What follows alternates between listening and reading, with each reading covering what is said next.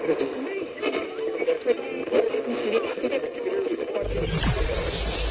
ready for unique, rare, and little-known treasures from the golden age of radio. You're listening to The Amazing World of Radio with Adam Graham. Welcome to The Amazing World of Radio from Boise, Idaho. This is your host, Adam Graham. If you have a comment, email it to me, box13@greatdetectives.net. Well, our series of Raymond Massey's Abraham Lincoln continues, and we're going to bring you the episode Abraham Lincoln, The War Years from Cavalcade of America. Original air date, February 13th, 1940. Let's go ahead and take a listen. The Cavalcade of America, presented by DuPont. Abraham Lincoln in the War Years, starring Raymond Massey. An original radio play by Robert E. Sherwood, written especially for tonight's Cavalcade of America. Based upon Carl Sandburg's Abraham Lincoln, The War Years.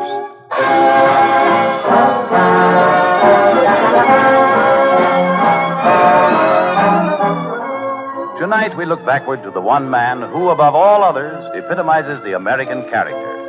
DuPont, in looking backward on the role it has been privileged to play in the American scene, takes pride in the fact that it has been able to add to the strength of the Union of the American States that Lincoln re-welded. For DuPont and chemistry are doing their part in making America secure and self-sufficient within her own borders, no longer dependent on foreign sources for the vital raw materials for factory and farm that once came from the four corners of the earth. At the time of the last World War, American life and industry were plunged into a chaotic state through sudden stoppage of foreign imports. Rubber, camphor, nitrates, dyestuffs, to mention a few of the necessary ingredients of our daily living, rose to almost prohibitive prices as their scarcity became stringent. The chemical industry, faced then with the gargantuan task of developing domestic sources of supply, has in the past 20 years emerged triumphantly with man-made rubber, a native dyestuffs industry, fertilizers made from air, yarn made from wood pulp and from coal, air, and water, to name a few of chemistry's unending stream of developments. Our liberation from dependence on an undependable world is even now a saga of American enterprise that we might well thrill with pride to hear. But perhaps of more importance is the fact that these advances of chemistry and industry are a guarantee that we may look confidently ahead. For once again, as she has in the past, America has found a road wide and straight along which its cavalcade may roll. No drama of Abraham Lincoln can have a finer introduction than the words written by Carl Sandburg in the preface to his timeless biography of the great emancipator.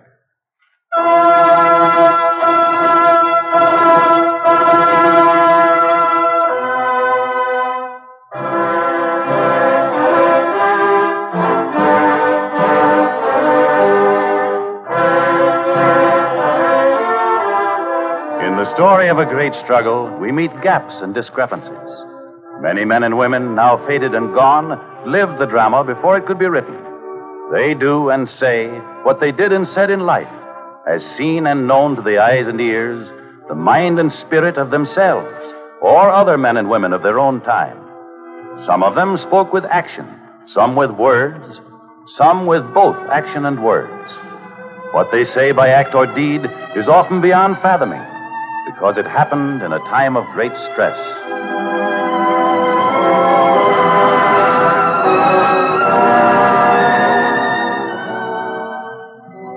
February 11th, 1861, 8 o'clock in the morning. A cold drizzle of rain is falling over the Great Western Railway Station in Springfield, Illinois. The prairie horizon is veiled in chilly gray mist. A short little locomotive with a flat-topped smokestack stands puffing with a baggage car and special passenger car hitched on. Inside and around the brick station, 1,000 people have taken off their hats and are looking up at a tall, bearded man on the rear platform. Friends, today I leave. I go to assume a task more difficult than that which devolved upon General Washington. Unless the great God who assisted him shall be with me and aid me, I must fail. Permit me to ask you that you will all invoke his wisdom and guidance for me. With these few words, I must leave you. For how long, I know not.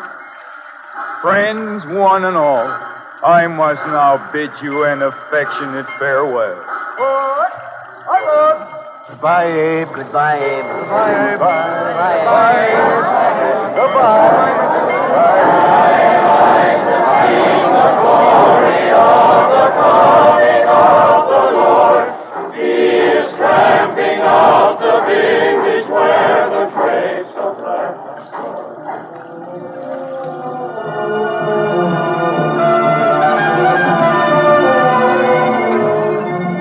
At Decatur, they watched from saddle horses. All over now. He'll split the Union worse than he ever did his Sangamon log. Prince of Rails, indeed. Anybody with that abolition ape would make a better president. I say it still should have been Judge Douglas.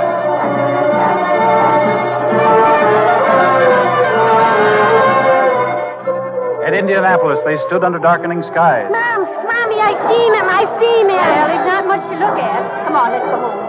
Take your pa's hand. Come on, Sonny. Well, Martha, it's the worst thing that ever could have happened.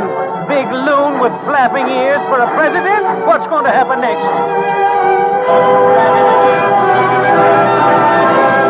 At Buffalo, they watched, and some waited. Get it going now with that saw, Jed. You just seen him on that train yourself. Hurry up. Can't wait around all night for you to pay off that election bet. Next time, maybe you'll pick a winner. All right. I'll pay my election bet. But you boys will see I'm right someday. Yes, someday. The South will have something to say about Abe Lincoln being president. Wait and see. Just wait. There's going to be trouble. Plenty of trouble.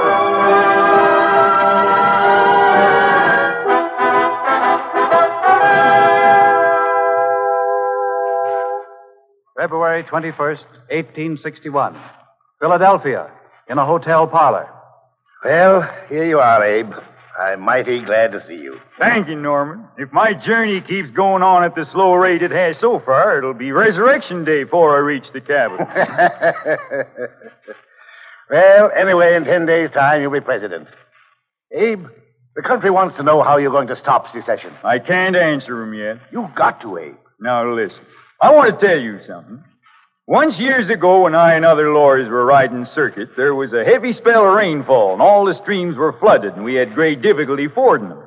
We stopped at a little tavern. There we met a preacher who was accustomed to riding over that region in all sorts of weather. We gathered about him for advice as to how we could get over the Fox River.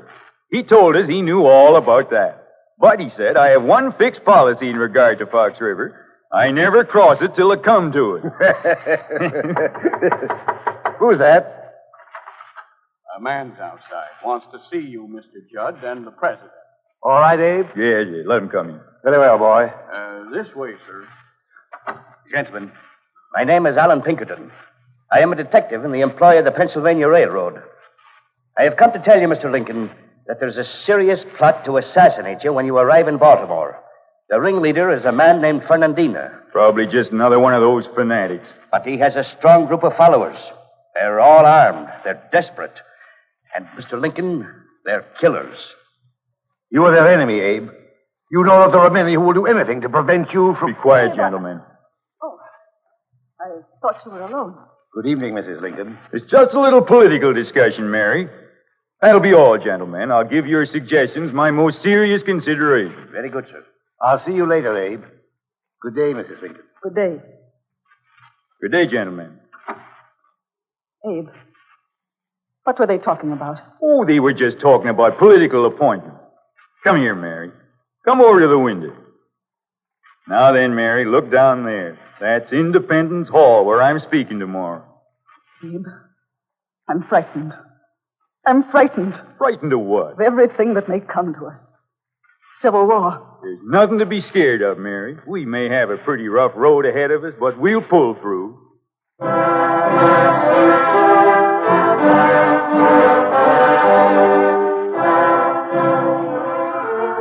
Everything's working as we planned, Mr. Lincoln.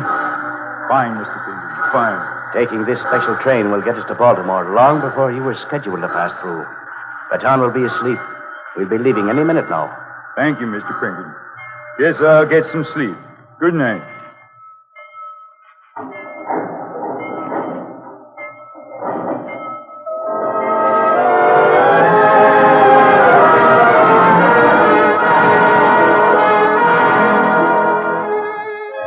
On the eve of his inauguration, Abraham Lincoln escaped assassination by secretly arriving in the national capital. They said it was degrading for a president to come like a thief in the night and make the American people the laughingstock of the entire world. But the incident was soon lost in the swirl of ominous events that engulfed the new family in the White House. Abe, it's just as I keep telling you. You've got to take a stand.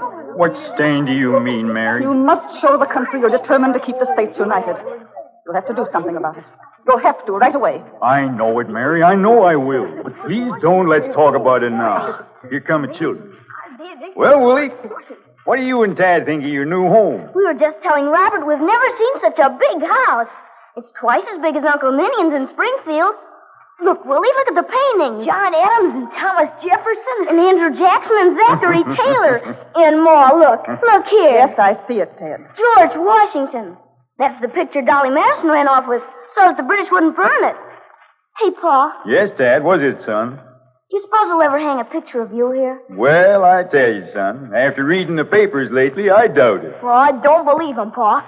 Pa, now that you're president, can I have a pony? Tell you what, Willie, we'll have to ask Congress about that. Robert, Yes, Ma. take the children out on the lawn. They can play there. Very well, Ma. Come on, you two. Will you ask Congress about the pony, Pa? Can we go down to Congress right now? We'll see about it later. Willie, Yes, Pa. don't play too hard now so you'll be all tuckered out. No, Pa. Well, Mary, I kind of think Willie's looking better at that. Maybe we should buy him that pony. Abe, I tell you again, the situation is serious. What are you going to do about Fort Sumter? I don't know, Mary. It's hard to know what to do about it. I got to try to figure it out.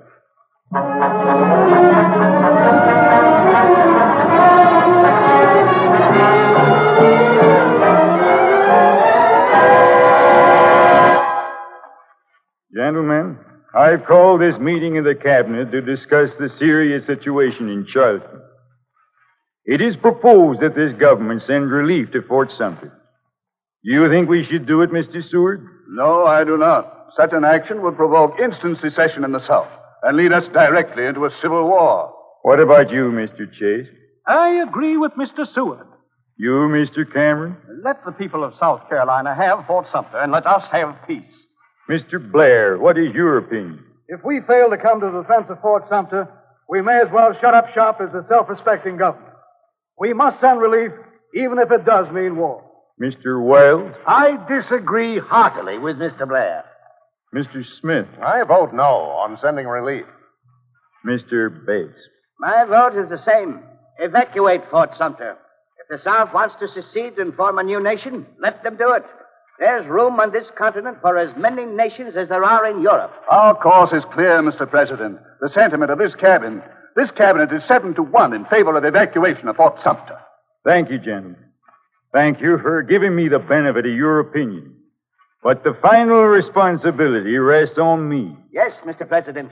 And your first duty is to preserve peace. My first duty is to preserve this union. And my policy must be governed by the dictates of my own conscience as to what is right. I shall give orders at once to the Army and Navy to send relief to Fort Sumter. Mr. President, it won't be easy for you to justify this dangerous action to the Congress and the people. I know that, Mr. Seward. I know it won't be easy.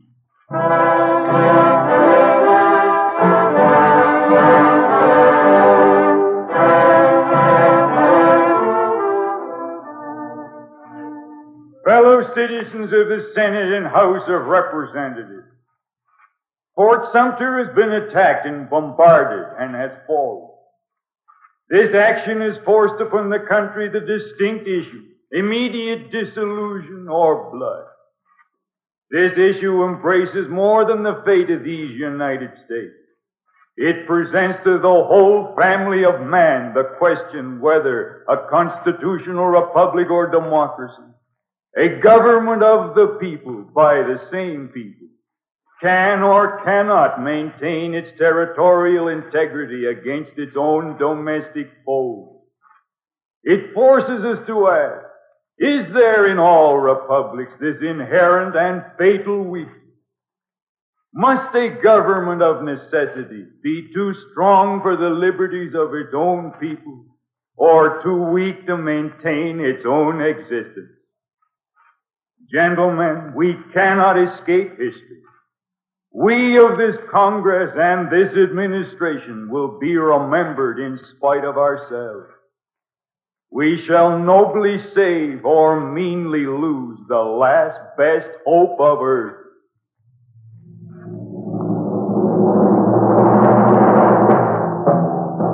We're coming, Abe. We're with you, Abe. Count on me, Abe. We're with you, Abe. We're coming, Abe. We're for you, Abe. 100,000 more from Mississippi wine streaming from New England shore. We leave our plows and workshops, our wives and children near, with hearts to pull for all the rest with not a silent tear. We dare not look behind. Abraham Lincoln was confronted with a divided nation rent asunder in tragic civil war. And as the months of fear and anxiety passed, many mistrusted Abraham Lincoln, scorned him, hated him, refused to fight under his leadership. And as the clouds of war darkened a nation, a personal sorrow was deepening in the heart of the gaunt figure in the White House. Pa, Yes, Willie. I want to see my pony. When can I see him, Pa? You'll see him soon, Willie. Soon, Pa? Yes, son. But first you got to get well. That's the main thing. Just rest quietly, son. Yes, I will. Close your eyes now and go to sleep. How is he, Doctor? I want the truth. How is he? Come over here, Mr. President. We're doing all we can. You've got to save his life. Doctor, you've got to. We're trying. That's all we can do now. Try, Mr. President. I understand. Thank you, Doctor.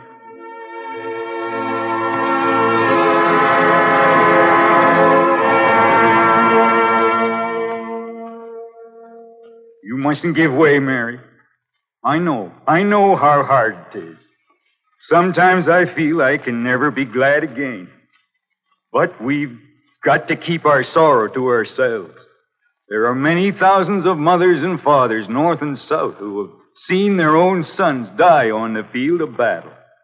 It's up to us to set them an example in courage. It's one thing to be thankful for.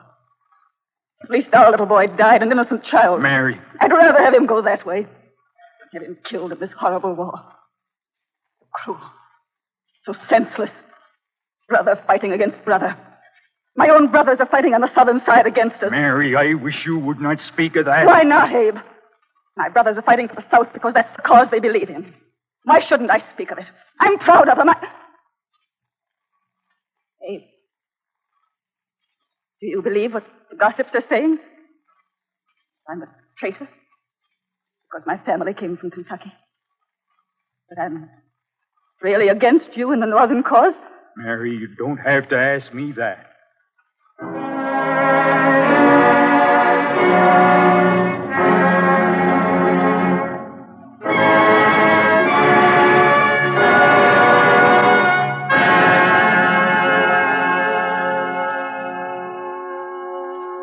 Gentlemen, this committee of the Senate has been assembled in strictest secrecy to investigate a certain very grave matter. The belief is spreading throughout the country that all our misfortunes can be traced to one person, a spy in the White House. That person is Mrs. Lincoln. Gentlemen, I beg you not to be too hasty. This matter is of the gravest importance to the nation. It certainly is. With what we all know, I'm in favor of exposing the whole presidential scandal. And I'd go as far as impeachment. Well, now, wait a minute. We can't have a public scandal. Not at this time, anyway. Well, attention, gentlemen. What is it? The president. The president? How did he know we were meeting? Will you go in, Mr. President? Thank you.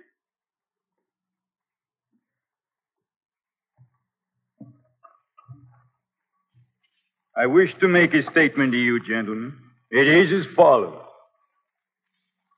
I, Abraham Lincoln, President of the United States, appear of my own volition before this committee of the Senate to say that I, of my own knowledge, know that it is untrue that any of my family hold treasonable communication with the enemy.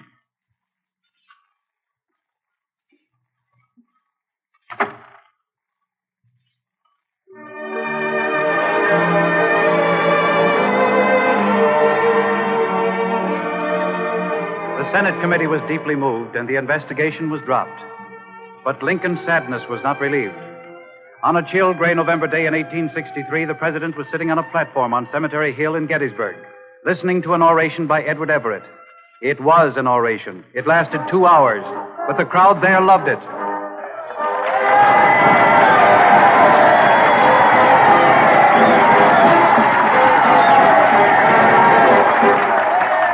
Wonderful speech, wasn't it? That's the kind of speech I like. Big words, and old Everett sure knows how to say 'em. 7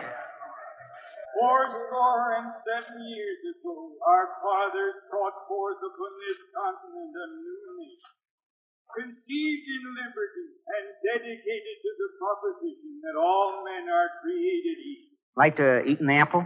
Now Thanks. we are engaged in a great civil war, testing whether that Crop this nation year or ain't so any good. nation so conceived and dedicated can long endure.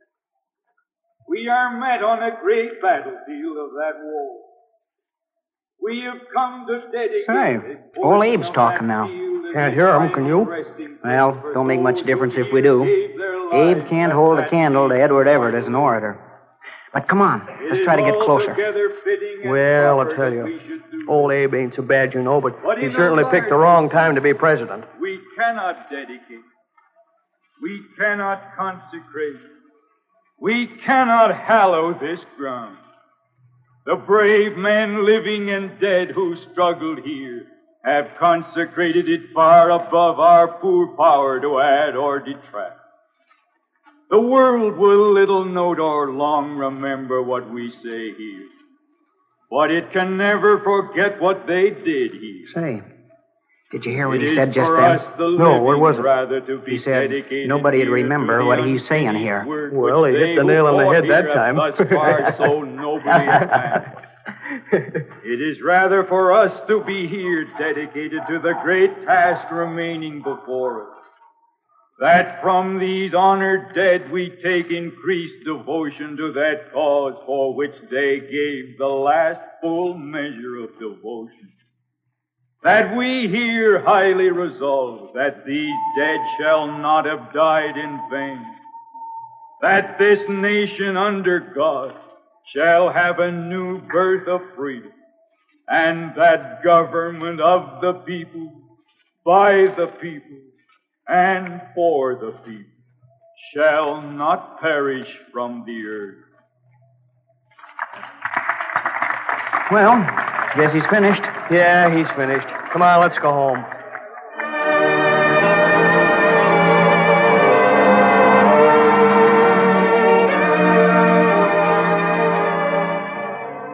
There were many who did not understand and appreciate the meaning of Lincoln's words at Gettysburg that day, but their portent and message has outlived the tragedy and chaos of those 4 sorrowful years. At last, the superior strength and wealth of the northern states asserted themselves, and the tragic war came to an end. And on March 4th, 1865, Abraham Lincoln was inaugurated for the second time. With malice toward none, with charity for all, with firmness in the right as God gives us to see the right, let us strive on to finish the work we are in, to bind up the nation's wounds, to care for him who shall have borne the battle, and for his widow and his orphan, to do all which may achieve a just and lasting peace among ourselves and with all nations.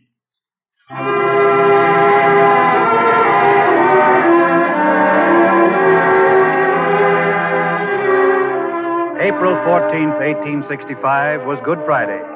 It was a lovely spring day in Washington, and the President and Mrs. Lincoln went for a stroll. Good day, Mr. Lincoln. Good day, sir. Good day. Good day there, boys. What's your regiment, son? 157th New York Volunteers, Mr. President. Oh, yes, Colonel Brown's regiment. And you, Sonny, what's yours? The 5th Michigan Cavalry, Mr. President. That's fine. Well, it's all over now, boys. You'll be going home soon, and there'll be a heap of work for all of us to do. Yes, sir. That's right, Mr. Goodbye, President. boys. Goodbye. Goodbye. Good day, sir. Good day, Mr. You know, Mary, it's been a hard time for the people. It's been a hard time for us, Abe. And I tell you, when my term of office is over, we'll go back to Illinois and pass the rest of our lives in quiet. I'll take up law practice again, just as if nothing had happened. It'll be good to be among our own neighbors again. Oh, Abe. Do you think people will ever feel really happy again? Yes, Mary. People get over these things if they try, even when they haven't much heart for it. Well, you can try. But I don't really feel like going to the theater tonight. We mustn't feel like that, Mary. It'll do us good. It's been a long time since we've been able to sit back and enjoy a real good laugh.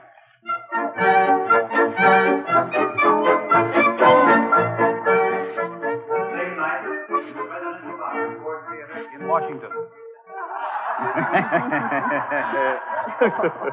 Mr. Trencher, you will please recollect you are very my daughter and in my presence. Augusta, dear, who's your room? Yes, Mom. Gracious, Abe. What's everybody going to think, my hanging on to you so? They won't think anything about it. Now listen, Mary. And that alone will excuse the impediment of which you have been guilty. You know the man is a good society, huh? Well, I guess enough to know you turn you inside out, old gal. You soft dilogizing old man friend.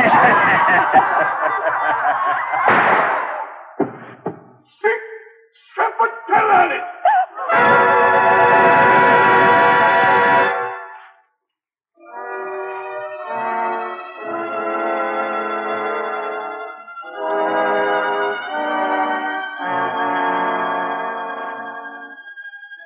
There was a funeral. It took long to pass many given points. Many millions of people saw it. The line of march ran 1,700 miles. Yes, there was a funeral from the White House in Washington where it began. They carried his coffin and followed it nights and days for 12 days. Bells tolling. Bells sobbing the requiem. The salute guns. Cannon rumbling their inarticulate thunder. To Springfield, Illinois. The old hometown. The Sangamon nearby. The New Salem hilltop nearby. For the final rest of the cherished dust. And the night came with great quiet. And there was rest. The prairie years, the war years were over. Glory, glory, hallelujah. His truth is marching on. Thus, in the closing words of Carl Sandburg's immortal testament to the great emancipator, the Cavalcade of America's dramatization of Abraham Lincoln comes to a close.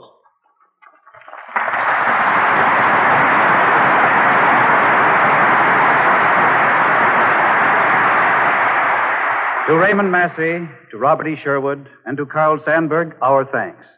DuPont, knowing that all Americans have a deep and sincere affection for all things that touch upon Lincoln, is preparing a souvenir copy of tonight's script as it came to you over the air. A copy may be obtained by writing to DuPont, Wilmington, Delaware.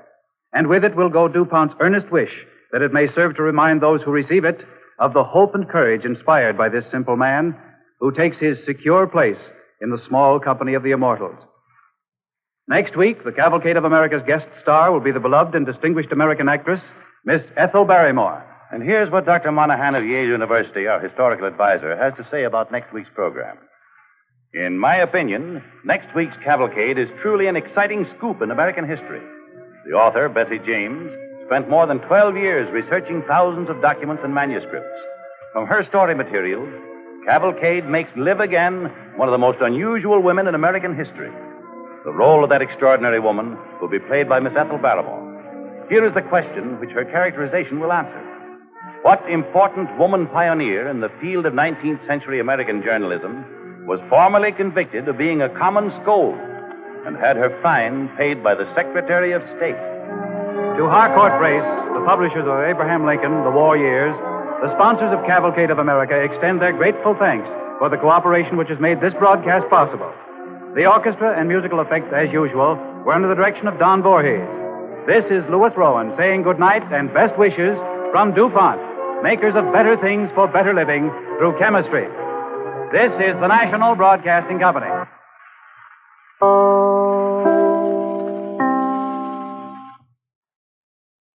Welcome back.